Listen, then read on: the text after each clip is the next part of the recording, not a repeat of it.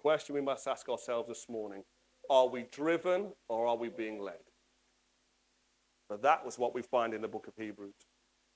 We find a man being led and not driven. Just look at Abraham. Think about him with me this morning. We're told here some things about him. We have a bigger narrative in the book of Genesis. Abraham went from living in pagan Ur of the Chaldeans, which is modern-day Iraq, just to help your geography out this morning, where he was known, where he was popular, where he was wealthy, where he had status, but it was a place surrounded by idolatry. Before the God of the Bible called Abraham, that's where he was comfortable.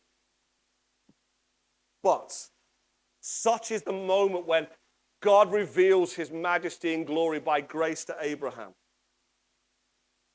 Such is that moment when Abraham tastes and sees of the beauty, of the loveliness, of the glory, and of the grace of God upon him. He flees from sin. He flees from idolatry. He flees from comfort. He flees from ease. He flees from status to a place where he has nothing but desert. No one around him and nothing in his hands, except he has everything, for he has the promise of God. And he chooses the promise of God as an inheritance, which becomes clear. Even though Abraham, the whole of his life, does not ever fully possess the promise. And even when he reaches the land to which he's been sent, it's in a continual journey. And rather than anything else, than all the comforts that his heart must have enjoyed for many years, but because Abraham had been captured by a greater pleasure than all of those things, more than the life he had built before knowing God, because Abraham had been captured by an all-satisfying God, that therefore the man who is satisfied in God now realizes he has everything, though he has nothing. For it's impossible to be satisfied fully outside of him. There was a monk, or became a monk, but before that he lived in what is modern-day Tunisia, Carthage, a thinker, a pagan. Mum's a Christian, dad's an atheist. Life's all over the place. He spends all his life chasing all the pleasures that the world would offer him. And then he has this most profound conversion. No lightning bolts from heaven. He sat in his friend's garden in Rome, around about the kind of late 300s. And his friend, who is a Christian, who's been reasoning with him, leaves the scripture on a scroll next to him on the seat whilst he goes inside. And a little boy is playing in the garden next door, and he's singing a little ditty. Take it up and read, take it up and read. And so Augustine thinks, what a great idea, let's just do it. He opens it up to the Bible, it's the book of Romans. As he reads through that very moment, he is converted by grace. God pours faith in his heart. And then everyone wanted to kind of like put him on a pedestal. Look how great his mind is. Look what he's doing for God. And he says, no, I need to write a book to tell you what a scumbag I am. And so he does. It's called Confessions. It's absolutely brilliant. I love it. And here's, in that first book, that first chapter of that first paragraph, in reflection of his life, now he's been converted and God has got hold of him. Here's what he says, thinking about his life, his opening lines.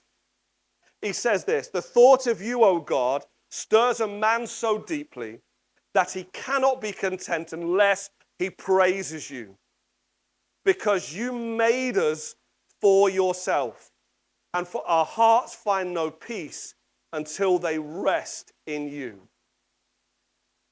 And that "for" there means the trajectory of our life, not ownership, though that would be true, but "for" is to come towards and know him and behold him. The thought of you, O God, stirs a man so deeply that he cannot be content unless he praises you, because you made us for yourself, and our hearts find no peace until they find their rest in you.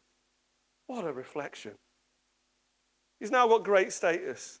He says, no, Peace with God is everything.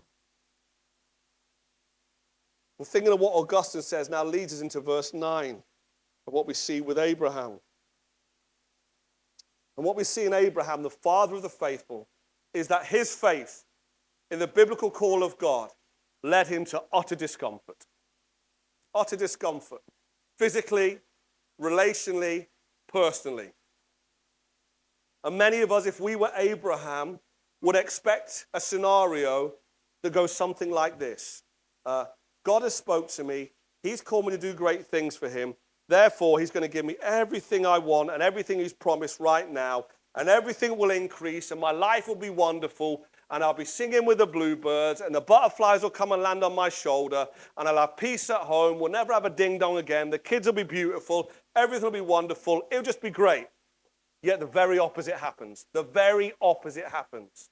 Abraham gets to the land of promise, which we again would think comfort, ease, bliss, and liberty. It's nothing of the sort. It's hardship. It's unsettling for him. There's suffering and loss and tragedy, and Abraham disobeys God. But God's redeeming love, God's restorative grace appears again and again and again and again to Abraham, and he sustains him with mercy and grace at every stage. Because the success of Abraham doesn't depend on Abraham. It depends upon the mercy and grace of the character of God. And God is a God who never lets go. This Abraham who's going to a land, who's lived in tents, you'd think he's going to a city, but there is no permanent city. It says here he lives in tents all his life, traveling like a nomad.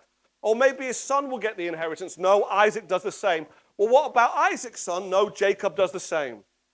Generation after generation after generation, no fulfillment that natural man is looking on and saying, well, this is surely what should be happening. But Abraham, we must then beg the question, what kept him going when we would quit? Because if we're honest, friends, if God doesn't answer our prayers, often that result in high amounts of personal comfort, that we demand from him within an hour, we're already bounced out on the idea of keeping praying. And if it's a few days, all of a sudden we begin to question God's goodness in our life. I mean, how can God be good? I prayed 2 days ago and he's not given me the answer that I want. So what's different? What's stabilizing? What's centered his gravity? Is that he believed in God by faith. Faith alone. Thank you for taking the time to listen to the preaching this morning. It's our prayer that it has blessed you, that it has caused your heart to delight more in the Lord as you've come to know him and understand him deeper through the preaching of the word. Whilst watching preaching online is a blessing, it shouldn't replace the gathering of the local church. And so we'd encourage you, if you're local to us, to join us on Sunday mornings at 10:15 at 27A Morley Road in Pokesdown. And if you don't live local to us, then find a faithful, biblical, local church where the pastor loves Jesus and points you to Christ and his gospel. If you would like to donate to the work here, where we minister into the local community and to the people who gather here on a Sunday morning, you can do that by giving via the link at the bottom of this screen. And either way, we just pray God's richest blessing on you.